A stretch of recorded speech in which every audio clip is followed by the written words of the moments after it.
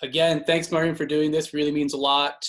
We've been doing the series for about 8 weeks now. So it's always awesome to have a female writer director who's been super accomplished like yourself. A little background on Marayam. She has written and directed a film called Circumstance. That was an extremely bold film, won at Sundance. Her second feature was Viper Club. She has been involved in TV as well. And then you've done a documentary and then your short film as well that kind of launched your career.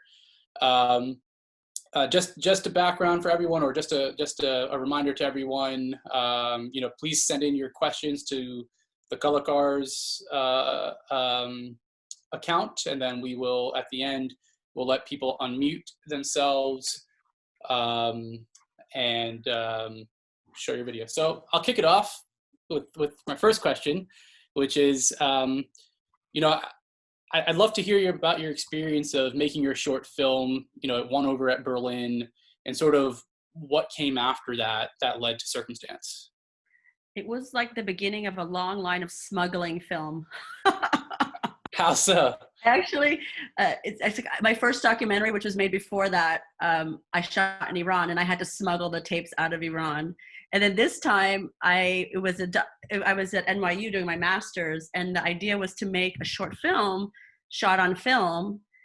And I had lived in Argentina years before, and I was like, you know what? I bought from a classmate. He had all this Fuji film. I was like, I have $150. It was all expired. I was like, can I buy everything you have for $150? He's like, yeah, you know what? I don't have any more room in my fridge. So I took all this film. It was after 9/11. And I had to convince people at JFK not to scan the raw film. Oh, nice. And here I am, like an Iranian American post 9/11. I had my NYU ID. I was like, I swear I'm making a film in Argentina. So I went down to Argentina. I didn't have a script. I went down there and I met with basically everyone I liked who worked with Lucrecia Martel, who was is a hero of mine. I got in touch with her through my editor. And I remember I went to like a payphone and I called her. I was like, I'm such a fan. Can you help me? I want to make a film. I have all this film. I'll have a script soon. And I don't have a lot of money. She was like, look, you can, like, my first won't do it, but you can call my second assistants and see if they want to move up to first position. And that's what I did. I said, oh, Lucrecia Martel gave me your phone number. And so I literally called up all these people, and I got like 5 or 6 badass women. I wrote the script. I started casting. I did all of that during my winter break. And I shot that in 3 days. Oh, wow. It was on film, and I could only do 1 take of everything. Oh, wow. Wow.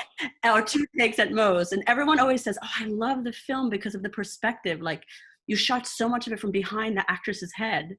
And the reason was that I had cast this young girl, it was all young kids, and she couldn't stop laughing, like, during the takes. And I was like, I don't have that much film. So I said, I have to innovate. So let me shoot from her perspective, from her POV, and be largely behind her. And so because I didn't have, I had to solve the problem.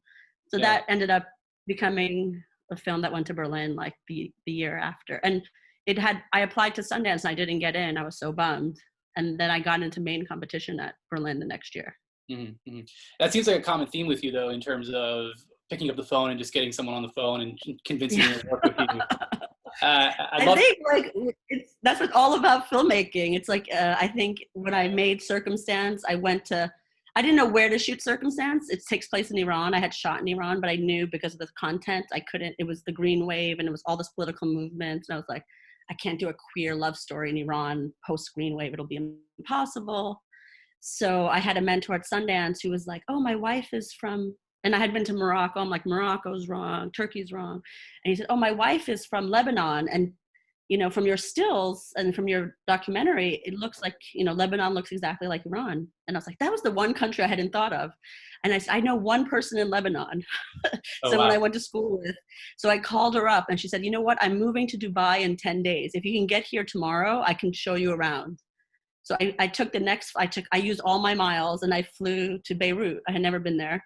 And I went there and I was like, who can you introduce me to? And I asked, everyone who worked in the film industry to meet with me. Yeah. And how the film came about is just like meeting as many people as possible and telling them like why the film was important, showing them your previous work. We had so little money. That's how we made the film. Just yeah, getting people on board. So when you did go to Berlin with your short, though, often people say, you should have something in the bag. Yeah. Where do you go next? Were you at that phase? I had the first draft of Circumstance. Mm-hmm. And so I had gone through, before I went to this, so I got into the Sundance Labs after Berlin. But before that, I had gone to, it's now closed down, but Tribeca All Access had just started. And it was like part of my NYU thesis, part of my program was I had to write a feature. So I wrote Circumstance, the original draft. And I was like, okay, so this is my opportunity. I'm getting to go to Berlin. I'm in main competition. There's only 10 films. This is like my chance. I mean, I had no idea I was going to win, but I was like, it's great that I'm just here. So I should use this moment. So I looked at all the films that had features in competition that were like, I knew that I would make Circumstance not with an American producer because I had gone down the route with an very big American producer who was telling me I should shoot it in Israel. And I was like, oh my God, if I shoot in Israel, not only am I never, I mean, I knew I wasn't going to be able to go back to Iran, but it would, just because of the history of Iran and Israel, I'm like, no, it's not the right match, Anyway, so I looked at people who had films in features and that were Europeans. I did co-productions in far off places, if they shot in Africa, if they shot wherever they shot, but that was not like a European country. And I emailed them. I said, hey, I'm a filmmaker. I'm Iranian American. I want to make this feature. Will you meet me? And everyone was like really receptive to meet me. And so that was the first time I informally pitched to a European, producers the story. And then later on, when I won the Gold Teddy, then like all those people I had met with earlier in the festival, they wanted to meet with me again. And they took it super seriously. They're like, okay, this girl, mm-hmm. They always met with me, but I think after I won, it was like I originally was going to make the film with a German producer. I ended up later on making it with a French producer. But my very first, and I'm still in touch with them, but my very first, advocate was this German company. And then later on, when my film went to BFI, I was in a car with one of the other filmmakers, and I was pitching my feature. The short was there. He's like, only one person is crazy enough to do this film. And I was like, who? And he's like, Peter Danner in Paris. And that I called up Peter Danner and I said, I'm in London. I could take the train over to Paris to meet you. If you're interested I pitched it on the phone. He said, email me the script. So I emailed it to him and I met with him the next day. Oh, wow. And he signed on right then to do the film. And like the majority of the money ended up coming from them. They gave us a minimum guarantee on the world sales, which is very unusual for a first time film. But it all happened because I met this crazy filmmakers like in a car at the BFI, and I had never even heard of this. It's a tiny company. They only do 5 films a year. Oh, wow. And because I had a personal recommendation, I was able to meet with them and stuff. And it's just all serendipity. Yeah, so I guess a question for you then would be like, what sort of advice would you have when taking these meetings, right? Your first feature, it's kind of a bold move to pick up the phone, talk to a stranger, say, hey, can you help edit? Or would you want to come on board like Peter or whatever? What sort of advice would you have, especially for a first-time filmmaker when you're pitching? I always say it's like making a film is like being a detective. You kind of have to find out all the people that have done something remotely similar and then be able to tell them why they should come on board to your project. It's a constant selling of your passion, and I think you never know what meetings will come about. You might meet with someone and they're not going to, help you, but they might know someone else, and the world is small and you might come back to them in 10 years. It's always to your benefit to meet as many people as possible, and I think so much of making your first film is just getting as much as you can for as little as you can. I mean, so much of my time when I made my first feature was just meeting with people who had these locations that I wanted. I would have tea with them and show my films, and so that they would give us the locations for free. That's like a major cost in a film. So it's just at every level, you're constantly getting people on board. Like, hey, we have almost no money and you might go to jail because of this, but hey, let's make this movie. And I'm always surprised that people are like, okay, let's do it. Well, that's awesome. But, you know, it's like, it's a very different, you know, it's, I think also when you shoot, you know, maybe when you shoot abroad or when you shoot something that's very culturally specific, people, it resonates. The people you get on board, it resonates with them. You're not making like, you know, two white guys in an apartment in Brooklyn. You're making something that has meaning to you, and there's stakes for you and for other people from that world. And so I think people, and also they haven't seen these sort of images before. So it's exciting. I think don't underestimate how exciting your voice is, and the fact that it's crazy is, the crazier I say, the better. Yeah. Because, you know, they won't have seen it before. Right. Do you have advice, and this is a good question from Cam, do you have advice on other ways to stretch the budget? Obviously location and convincing folks to come on, but especially first features, I know they're tough. I think, so when I made my first feature, I literally plunked down at this cafe in Beirut and I was meeting everyone. Like I met Nadine Labaki through Sundance, introduced me to her, and she's, you know, did Caramel and all these great films, like Harpenham. Mm-hmm. And I was like, you know, who do you know? And like, they don't even have to be necessarily people who work in film, because they can be people that are artists in other fields that want to work in film. And so it's, sometimes you get a great person interested, but they're not the right fit. I remember I met this producer in Lebanon, and she's made films for $3 million. I'm like, my budget was 400,000. Like, that's not going to work. Or I met a great, like, you know, production designer that was used to these big budgets. I'm like, our budget for production design is $2,000, you know, like, so I hired for instance, I hired a fine artist to be the head of production design.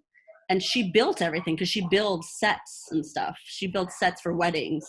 Oh, wow. She does all these weird jobs, but she, not only did she bring it on budget, but she brought it under budget, because, you know, she was thinking outside of the box. You know, we got costuming by a girl who's done a lot of photo shoots for fashion. And so she had a lot of connections with fashion. So she got all of the clothes donated for us, from all the hip hop clothes, so these really famous designers, to the wedding dress. I mean, just the wedding dress alone, I mean, that was a $30,000 wedding dress. They only asked that we like the dry cleaning budget to dry clean the wedding dress after the scene was almost our entire wardrobe budget. But, you know, you get people on board, and then they bring their resources and they bring their passion. But you have to sometimes think outside the box. It doesn't necessarily have to be someone that's worked precisely in film, or has precisely those credits. You know, you want the DP to have as much, you know, like certain jobs, you want them to be very technically adept, but other jobs you want them to be innovative, and you want them to really hustle. And the person that's had that cushy film job is not the person for you. Yeah. I kind of want to stay on this collaboration sort of track. You just brought up the DP. Circumstances shot beautifully, and I think it's very intentional, every single thing. I mean, as the intensity sort of increases through the film, it goes from these beautiful wide shots, you know, the ocean and whatever, to becoming very claustrophobic, and the music, you know, the music. Caught that. Good job. Yeah, it's at some point the music stops as well, and right. So all that kind of stuff. Like when looking for a collaborator, what are you looking for in particular? You know, especially like, you know, cinematography or production design and all that. So I think the first two people I met Brian and Ginger Shankar, both of them at the Sundance Labs. They were paired with me. I think people always ask me like, oh, you know, I'm trying to get the money together for my film. What can I do? I said, you remember, like 99% of your work is done before you ever walk on a set. Like it's probably going to take you 2 to 10 years. I have no idea how long to get the financing together, but you should be at every moment working with your DP. Like Brian and I worked, it took us 2 years to get almost 2.5 years to get the finance.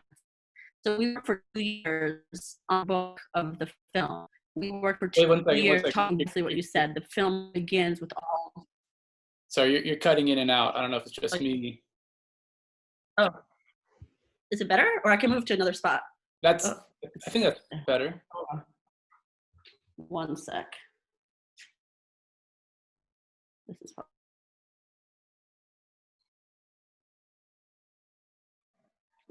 Okay. How about, is it better?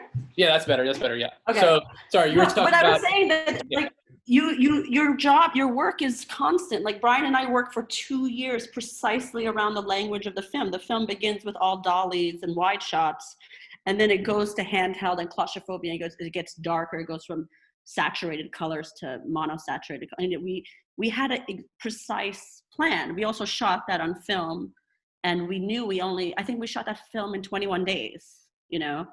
So it's like, you have to be so hyper prepared, and your work, you could be working for years before you ever step on a set. You have so much work you have to think about, from the cinematography to the music. You know, my film is particularly, there's a lot of singing. So all of those tracks had to be thought out before I ever stepped on set. You know, I had to have all the tracks ready. I had to have the rights. We had to have, we had to have playback. I mean, there's so much to do before you ever step on a set.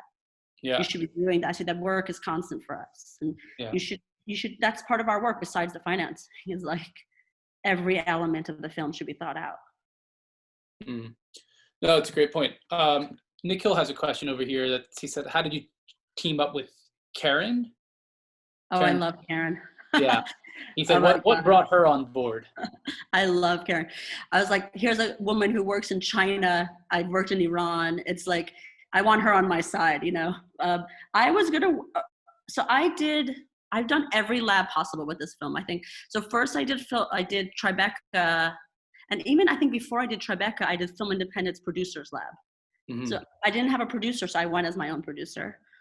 And my teacher there was, I can't remember her name at the moment, but it was a amazing producer I really liked. And I was like, hey, I asked her if she would produce my film. She's like, I'm doing bigger. She had done Miguel Arteta's film. She had done, she had worked with, a lot of great indie producers, and she had just had a baby. She's like, it's not right for me. And I told her how I want to make the film. She's like, you got to meet Karen. Karen's shot in China. She's shot in all these places. So we met in New York, I remember. And Karen was like, I love the script, but it's too unruly. Can you cut it? I think at the time it was like 120 pages. She's like, can you cut 20 pages? And I was like, okay, great. This is like, I don't know, can I? So I really wanted to work with Karen. So I cut like 20 pages. And then when we were on set when we were in Lebanon, we lost a big chunk of our financing right before we went to camera. We were supposed to shoot for 25 days. And all of a sudden it was either shoot for 20 days or don't shoot at all. Oh, wow. So I had a 100-page script, and they were like, you have to cut 25 pages in the next 3 days. So I was like, so my script went from 120 to, I only shot 75 pages of the script.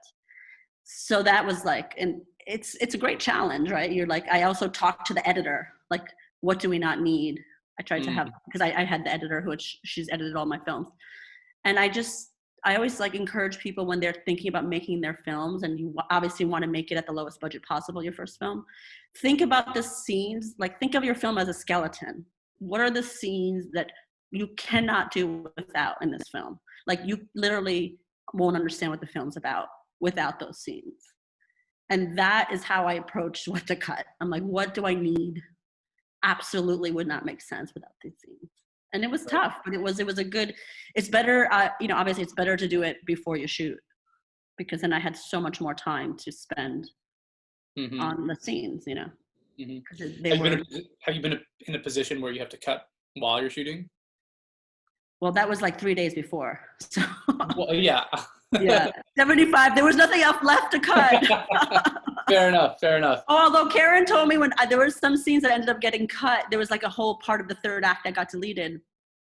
And evidently Karen was telling the other producer while I was shooting, like, don't worry about this. This will never make it into the movie, but we'll just let Marayam shoot it. And she was right. They never made it into the film. Wow. She humored me. Yeah. So moving on from Circumstance, and before we get to Viper Club, you've done a lot of work with TV and selling. I'd love to start. I don't even know where your journey kind of started in there, so I'd love to kind of hear a little bit about that. It's interesting how journey started.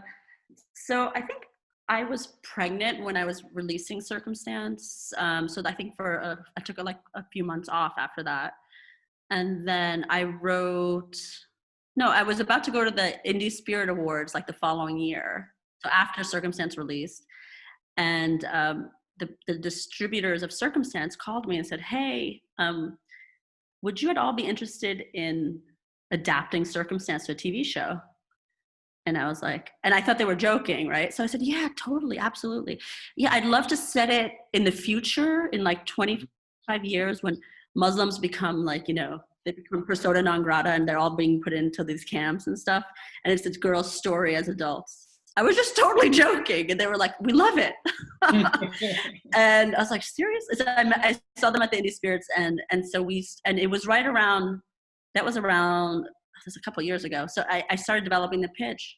And honestly, I went out, the first pitch I made to BBC America, they bought it in the room. They bought it like within 10 minutes of the beginning of the pitch. Oh, wow.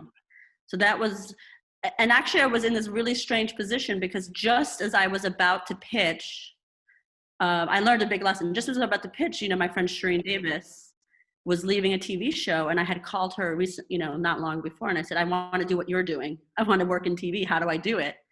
And she said, you know, it's tough. Well, you know, whatever. She's like, you know, she called me like a few weeks later, said, I'm actually leaving the show. Do you want me to put your name up for the show? And it's like, yes, hello. It's really hard to get into a show. You do all these interviews, you never get in. So she put me in touch with the showrunner, and then I interviewed. And my interview was set for the day after my first pitch for the TV show. So I pitched the TV show, I sold it, I got on a plane, I went to New York, I met the showrunner, and he offered me a position to start on Monday on that show. And this is something which I wish I had known, and you learn the hard way. I was like, well, I can't do your show because I just sold my own show. Mm-hmm. Mm-hmm. Right? But don't ever, guys, if that ever happens to you, don't ever do that. That is the dumbest thing I have ever heard. Because guess what? It takes 6 months to close your show. Mm-hmm. The legal aspect, particularly on any adaptation, even if it's your own film, even if it's an adaptation of your own work, it takes so long to close like all of the deal points. You should never I always like, my friend Jamie Babbitt, who works in television, always told me, don't ever say no. And I thought, what a crazy thing. And I learned the hard way. Like I said no to that show, and I said no to doing a network show. I mean, first of all, just to have that credit and to enter into the show, not as an assistant, as a writer, full writer, and then just the residuals. Yeah. You know, when you're starting out in TV, residuals, you make so much money in residuals, particularly for a network show. I mean, like all these things are absolutely insane. Don't ever do that. So learn from my mistake. Say yes to everything. Yeah, and he was such a great guy. I wish I had, and they were going to pay for me to relocate back to New York. They were just so cool. Yeah. You know, and that never happens, you know, like when someone's your champion and they're giving you an opportunity, say yes, you make it work. You know, I thought it was one or the other. I was coming from like indie world of like, oh, you got to pour your heart into this. Like, no, it's not. Now it's like, now you're on a different playing field. So. Yeah. Yeah. Speaking of getting in, you know, playing on a different field and all that, do you have advice on pitching, whether it's your own adaptation? Because I know you've sold more than one show. I know you've sold other ideas and pilots and all that kind of stuff. Like, let's step into the room.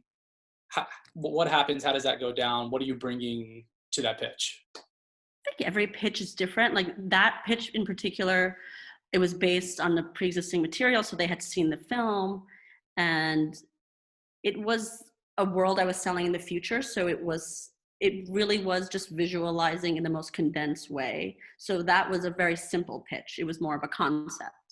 Mm-hmm. Whereas other shows, you know, it'd be more of a traditional pitch where you want to have, you know, the pilot outline and I've done other pitches where it's like the pilot outline and the first season arc and the second season arc. And that first show wasn't like that at all. It was very much a concept of like, what is it like in 2030 after someone worse than Trump takes over? And, you know, it's like imagining. Worse than Trump? I don't know. I saw that before he was ever elected. I imagine when he was running. And people thought I was crazy. They said, like, it's great, you're sold us on the paranoia. He's not going to win the election.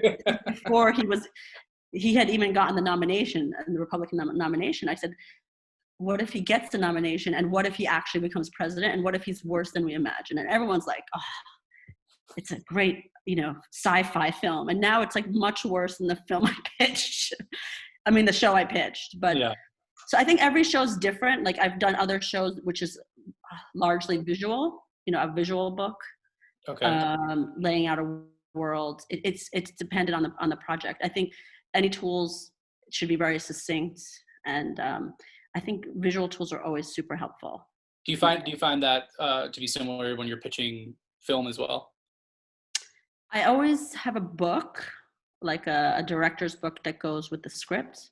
So when I was making Viper Club, we had sent it to all these places, and people liked it, but they didn't fund it, And I was like, you know what? I said to my agents, I'm gonna make a book. And they said, oh, you don't need to make a book. The script is so great. You have Susan Sarandon. And I said, no, I feel like I have to make the book. So I made like an 80-page visual book, like of what it was going to be like, what the themes were, how I was going to execute that.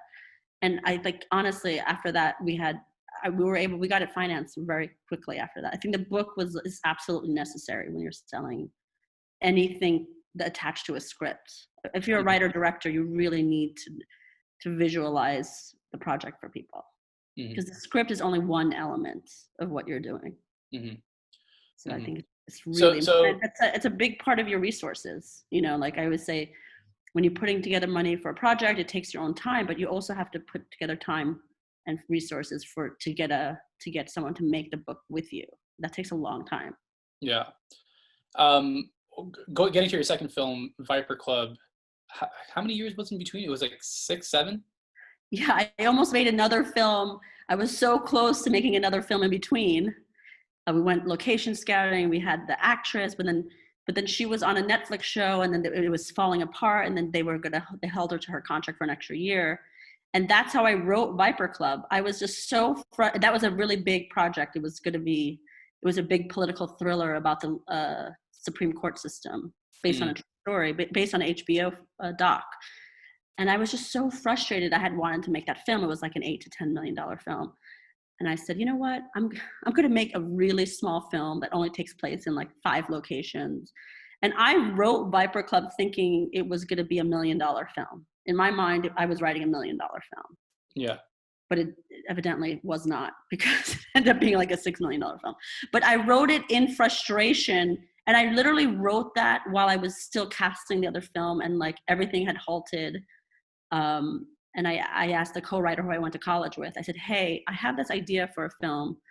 Do you want to work with me on it? And he was like, oh, I'm coming to LA to do a show. He's a musician and a writer. And he said, let's do it.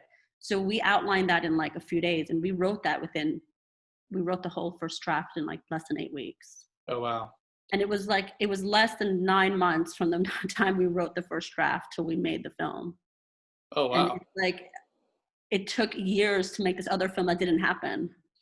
So my heart still breaks when I think about it. And then I wrote this other film, and it's like, oh, Susan Sarandon wants to do it. I'm like, really? It's crazy. What do you think the difference was between outside of the external factors of the other actors not being available and all that? Netflix. Why do you think?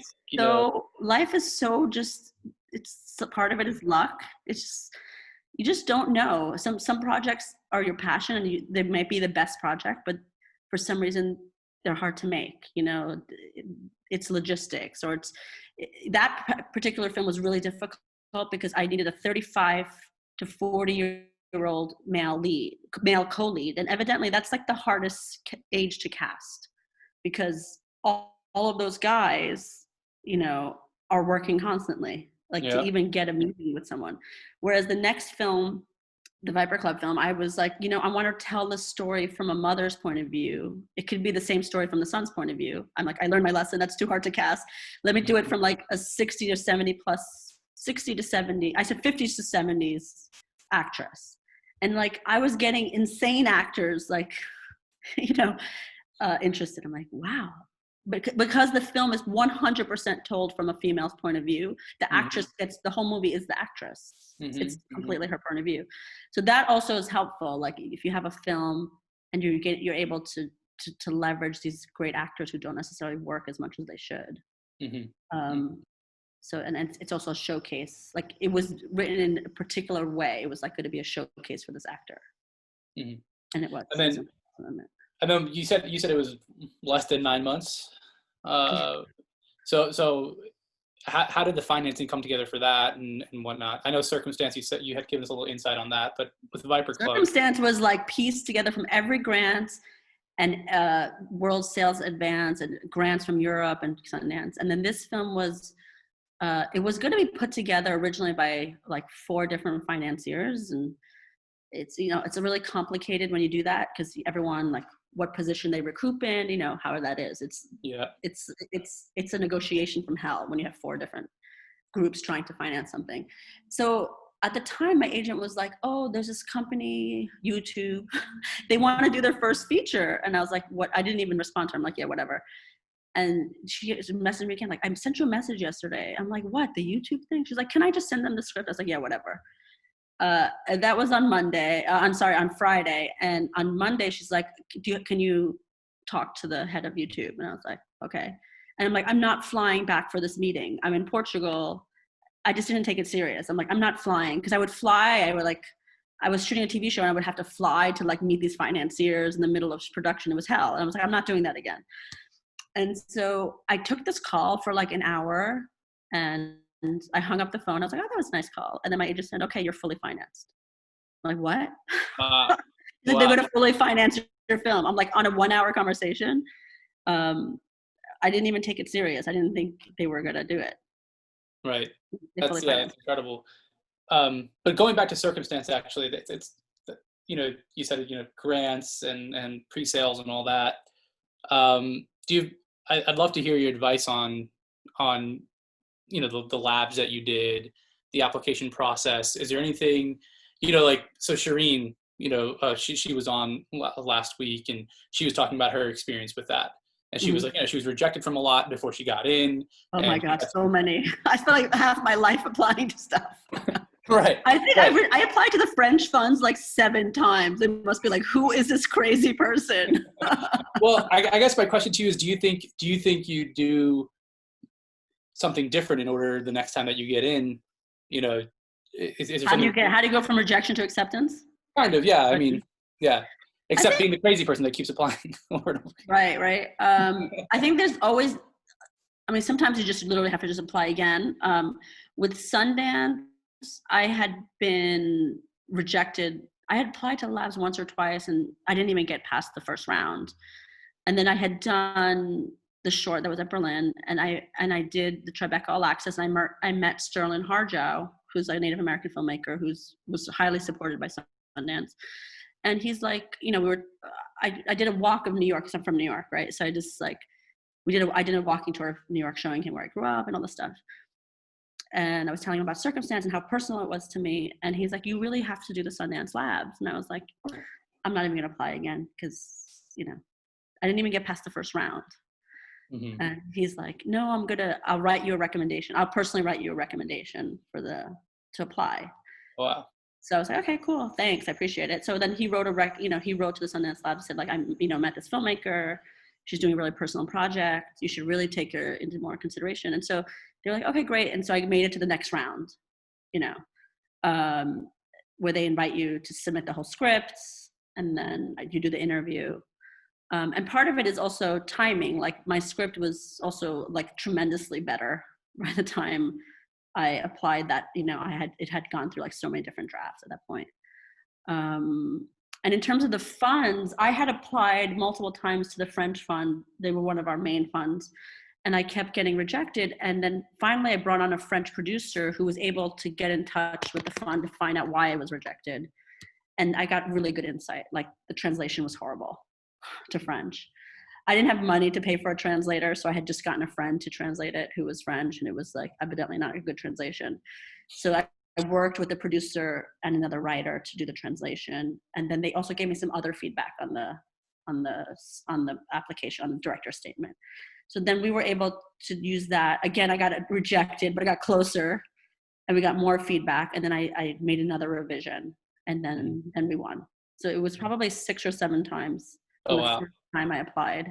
Oh, wow. And I got it. But see, that winning that fund, the fund sued, it opened the door to a lot of other European funds for us. So it's like, it was the gateway. Yeah, makes sense. Just a reminder, folks, if you have a question for Marayam, you can type them in to Kalakars and then we'll start unmuting you in about 5-10 minutes. Before we get to the audience or attendee questions, Marayam, we kind of do this fire rapid round. Oh no. So I'm going to ask you 5 favorite color. Yeah. I'm going to ask you 5 questions. First thing that comes to your mind. Oh, okay. So I don't know if you really want that. Have you ever talked to me? They're pretty good. They're pretty safe questions. Okay. One book you'd recommend to a filmmaker. It doesn't have to be a filmmaking book, but one book you'd recommend. Oh, wow. That's a really good question. I really like this book called Children of the Rumi. It was, I think, one of the first books on the Oprah list. It's how I met who would become my best friend in the world, Shirley Jihad, who's like a journalist. We met at a book reading in Chicago like 20-something years ago. It just really struck me as a story because it's about this girl who opens a piece of furniture and she finds these hidden letters like of her family, and then it retraces like where she's from, and it's a whole other world that she discovers in this writing, and it like flashes back to their family in Lebanon and how it came to that they immigrated. And it's really exciting because it was such a personal story, and it's so epic yet it's so contained. Mm-hmm. I think it's an interesting, access into narrative form. Awesome. Next question is one movie you find yourself going back to for inspiration. I don't know if this is PC. I love Annie Hall. I feel like it's amazing. It was like made in, I think, 1975. Yeah. And it's to me, it's such a great blend of like the personal story of this guy growing up, in Brooklyn, and then the love story. It's one of my favorite films. Mm-hmm. Good pick. Can't use the same movie, but one movie one movie you wish you made. Oh, wow. I really love The English Patient. I love like the epic quality of it. I love these like interconnecting stories. It's funny. I watched The Martian yesterday. I hadn't seen it. I watched it with my daughter last night. And I was like, I want to see the day that a person of color, that we can like dream to make a film that big and that epic, like that's what I want to see in the future. I want to see like all minorities, all different people getting to tell stories on that scale. And I love The English Patient because I feel like it's a film that traverses so much time, and like it's so luxurious and it's so sensual, and I just love the different points of view. Mm-hmm. Mm-hmm. It's a great pick. Another great pick. Okay. Next question is, what would you tell your younger self? Oh Lord, I don't know if I want to have a conversation with my younger self. Good question. I think I would say, what I was just saying, like, don't say no. Mm-hmm. I think I tried in my life to always be open and like take as many risks as possible and all those things. But I think there were a couple of opportunities of like, right after Circumstance, I had some really big writers and producers wanting me to rewrite their scripts or to do polishes or to do rewrites. And I was like, oh, I don't do rewrites, or I don't do, I only do original stories. And actually, why not? You should do a rewrite. It's actually a really good lesson in storytelling, even if it's not your story. And actually, there were stories I was really interested in. I just said no because I felt like, I had my own stories to tell. But it's interesting to collaborate with other writers, to collaborate with other producers, even when you are an auteur. I think I wish I had not said no to some of those earlier opportunities. Mm-hmm. Mm-hmm. And I would say you always need champions. You never know, that person could be your champion in the future. The last question is sort of a fun one. It's part of our application process. We usually have like a fun question. This one is, what type of food are you and why? What type of food am I? Oh my God. Am I a spicy curry or am I a dumpling? I think I'm a dumpling with some spicy curry sauce on top. It's had one flavor on the outside, and then you bite into it. It has much more complexity. Awesome. Now you're making me hungry. So let's open this up to the audience. I think the first question we can take is from Nikhil. He has a question about distribution for Circumstance. So if we can unmute And Nicola, if you can turn on your camera, that'd be great. Hey, Marayam, how's it going? Hey, good to meet you. Nice to meet you as well. Thank you for doing this. There's just so many questions that I could ask, but I'm actually doing a producing course with Karen right now. No way, I love Karen. Yeah, she's great, and she actually talked a little bit about that experience with you having to cut, that many pages and everything else. And she's also sort of inspired me to just do my next feature film for a really low budget, and I'm just going to go for it, which is great. I wanted to ask you, because one of the things I'm thinking about right now is distribution. It's also part of my homework, so I'm cheating a little bit here by asking you this question. Right. When you worked on the distribution part of your indie films, both of them, were you engaged at all in sort of coming up with the distribution strategy? Or do you think about distribution, or do you sort of say, look, my job is I've made the film and I'm done with it? Or do you think about distribution from the very get-go, from the very concept itself? And do you sort of start to layer in elements that can help the distribution right from that part? So anything you can sort of talk about. I think a lot of first films, it's, directors are also the producers, and also, you have to advocate, you have to get people on board. So I think a lot of times directors on first films are also co-producers. Again, the world has changed since I made Circumstance. That was like 9-10 years ago. But I think so much of the application process was, where do you see the film? Because we also had world sales, we knew that the film would, actually, ironically, we got much more support from overseas. And I think that sometimes filmmakers should think about that. It's like the American market is only one of a much bigger world. And for me, so much of the sales of my films, it was sold to 13 different countries. America was just one of them. And the funny thing is, we went to participate when we were making the film. They said no to finance the film. And then when we were, you have all these plans, then the idea is to basically take it to festival and then see who buys it. And, Karen had a talk with us. She's like, I'm really proud that we got to this point, but, let's just be happy if anyone comes to the film. And, we shouldn't have expectations to sell it. It's a foreign film. We're an American competition. Let's just be happy about where we are. And I was like, great, let's be happy about where we are. And so we premiered the film, and we had so many offers. It was insane. I was like, really? This film is all subtitled. I had never seen the film with an audience, and it's we got a standing ovation. Then we had all of these offers, and participants who had said no to us the first time, years before, they were, offering to buy the film. We had all these different, conflicting offers. And then we had to, as a team, decide what was the best, route for our film. It's the question was do you take less of a, is it important for you to get as much money up front? Or is it important for you to get, maybe it's a little bit less money, but they're invested in distributing the film and putting much more in P&A. And because we had made the film for so little, and at Sundance, we also sold France and other territories. We were able to take the deal that was the best for the film and not necessarily have to be we have to pay back all these financiers. We had very few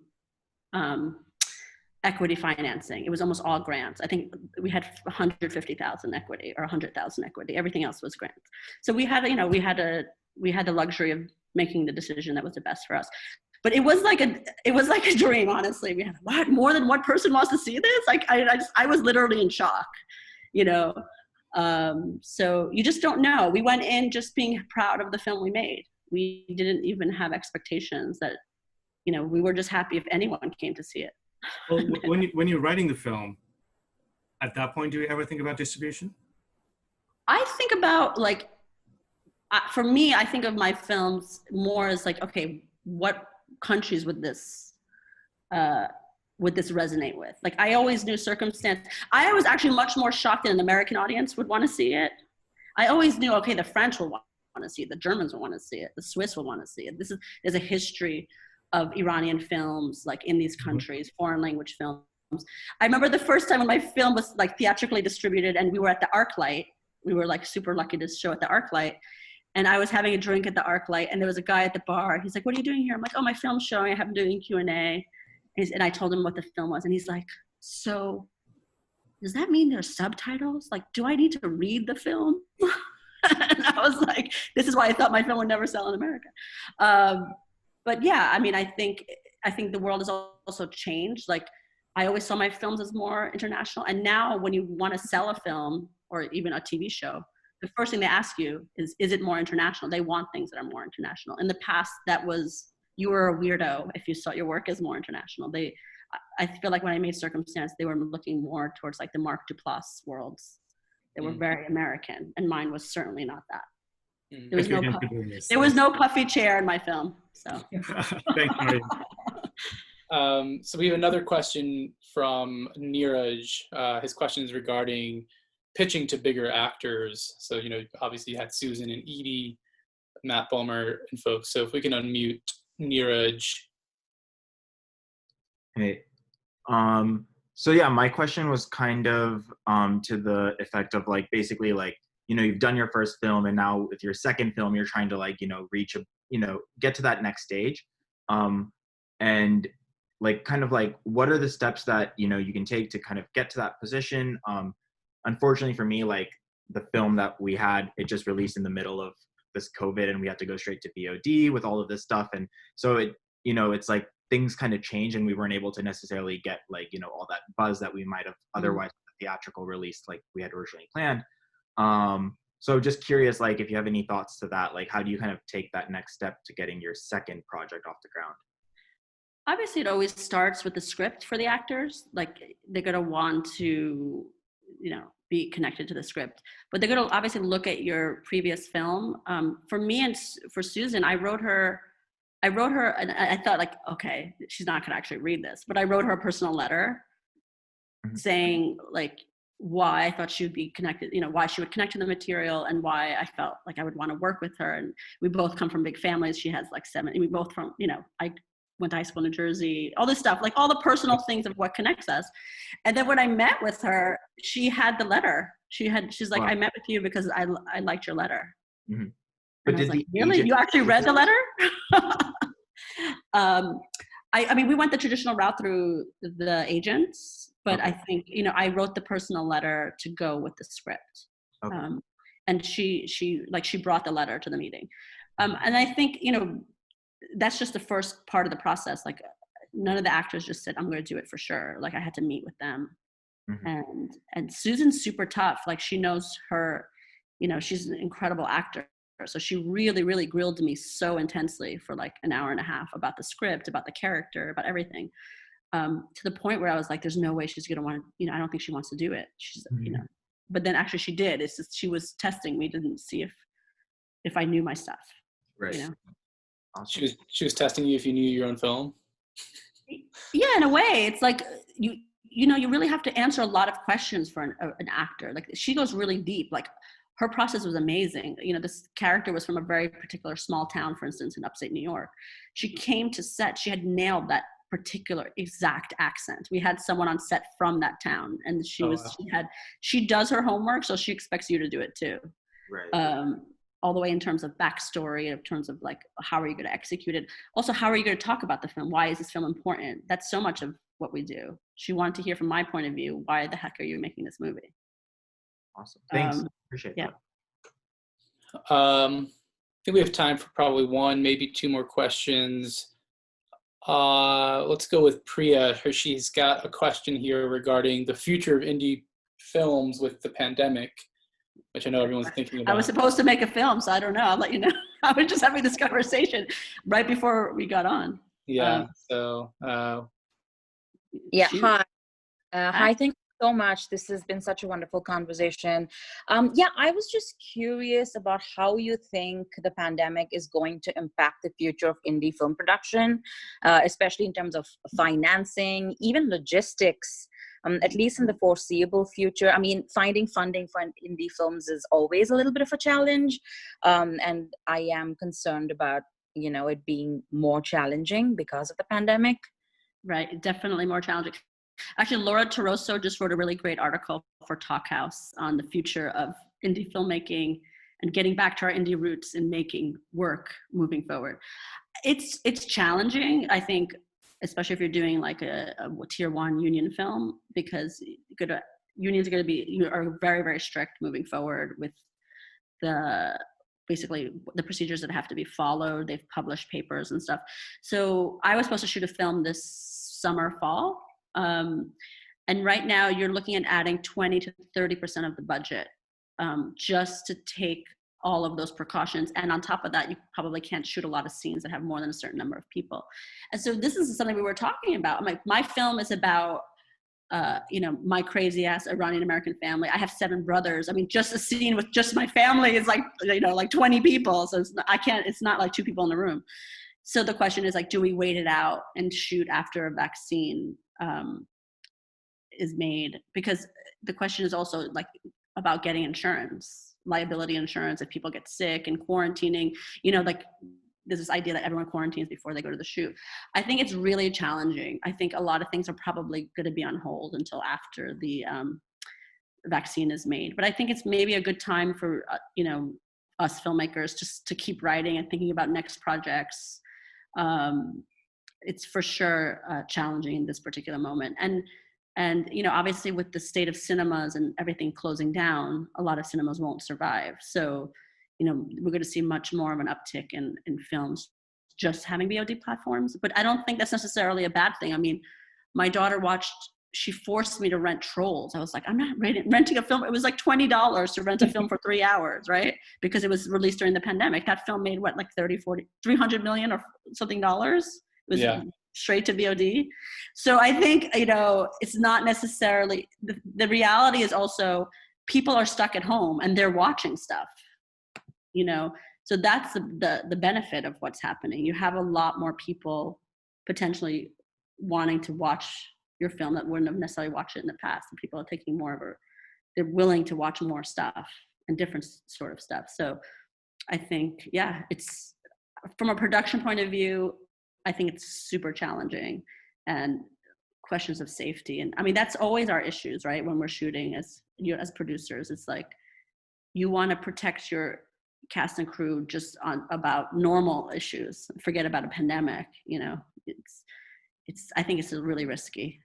I'm focusing on writing myself, and like potentially not shooting this film till after the pandemic. Are you writing with the pandemic in mind in terms of maybe? Obviously, I know. Your next film has a huge cast. Are you writing? Are you writing huge cast, like 2 different countries? I'm not altering that film because that is that film. And I meant other stuff that you're writing. Are you writing with the idea of, hey, what if a vaccine does not come around for another year? Like. That is a really interesting question. I'm actually taking the time to revise projects that are kind of my dream projects. And I'm working on 2 new TV shows. I'm spending the time to pitch shows because they are buying shows, and I'm spending my time to work on revising of scripts. I think I'm just taking, it's actually kind of a nice break just to say, okay, I know for a fact nothing is going to be made this year. Yeah. So, yeah. Fair enough. Great. Nikhil had one more question that I wanted to ask earlier, but we didn't have time, but we do have a couple of minutes here. So he wanted to talk about compromises. So how do you deal with compromising when you're dealing with sales agents and producers' inputs and financier requirements, whether it's casting or whatever? How do you sort of deal with that? And are there compromises that you weren't willing to make the compromise on? Really hard question, as you know. We've had many discussions about this. Oops, sorry, hold on a second. I think when you get more money, you are automatically putting yourself in a position where you're going to have to compromise so much. I went from making a $500,000 film with a producer that was willing to get arrested and smuggle my film out of the country. We were making the same film. We were in it for the same reason. And then I made a much bigger film with all these stars, and, people were involved in the project for different reasons. It wasn't, I think make your first film and culturally specific films are so special. You get to, and that's why I'm going back for my 3rd feature, back to my own culture, back to where I'm from, because I think it was super difficult, my 2nd feature, and the compromises I had to make on multiple levels. And, it's tough. It's tough when you make stuff that's personal to you. And then you have to make so many compromises, and you realize you're maybe working with people that are not invested in the same way that you are.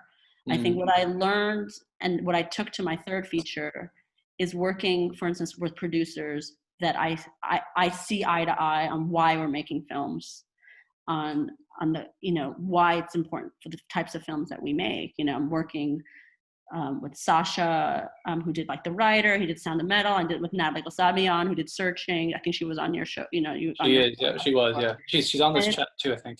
Yeah, she's amazing. And it's like working with people that are making stuff for the reason that you're making stuff, or that connect to the material and understand the cultural specificity and what we're doing and why it's important. Like, you know, life is too short. We don't have enough hours in the day. And especially if you're like, as you get older, you have a family. You got to make stuff that's important to you with people that you like, and that with people that you respect and that respect you.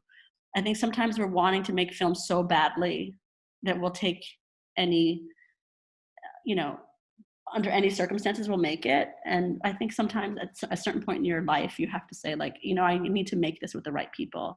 Even if it's for a whole lot less money, I'd rather do that. And I'd rather be in it with people that I know have my back. Because it's a long process, making a film, releasing a film, talking about a film. And it lives, I mean, you're making something that's going to stay on. Like, you got to be proud of it. Yeah, well, I think that's a great note to end on, actually, is finding community and collaborators that have your back. That's what Kalakar is all about. And so just a quick reminder to everyone, next week is going to be with Taika Waititi and Utkarsh on Boothkar. It's actually going to be our final talk. We're going to take a hiatus for a little bit before we come back with the series. So definitely RSVP for that. Marayam, thank you so much. Again, this was like, I know it was totally last minute, but it means a lot. So fun to always talk. Great questions. I really appreciate it. You know, it's just like, it's so hard to make your first film, but it's also so, remember, it's like so special. Like, you're getting a whole group, a whole world together that you will have a relationship with for your whole life. Like, I still, like, everyone I worked with on my first film, like, we still are in touch, and it's kind of crazy that we did it. Somehow you do it. Oh, that's awesome. Well, thanks again, Marayam. Like, this really meant a lot to us, and, you know, let's keep in touch. All right. Sounds great, guys. Good luck with everything. Bye.